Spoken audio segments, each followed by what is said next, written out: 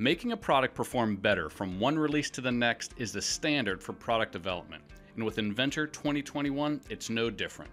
We've continued to invest in improving Inventor's performance to help you get the most out of the hardware you've invested in and work more productively with your increasingly larger and more complex designs. Let's take a look at how large assembly performance has improved in Inventor 2021.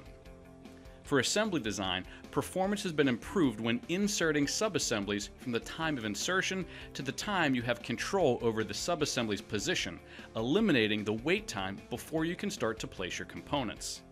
Inventor 2021 is now faster to respond when selecting many components at one time using window selection or component filtering, and experience quicker visibility changes when flipping the visibility of components directly or using saved views. We've also worked hard to improve the responsiveness of component-related features in the assembly environment. Adaptive components are now quicker to respond to changes in the assembly relationship, and component patterns based on the features pattern within the part file are faster to respond to change.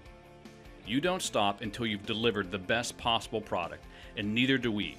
We are continuing to invest in performance improvements so that you can get more done in less time with Autodesk Inventor 2021.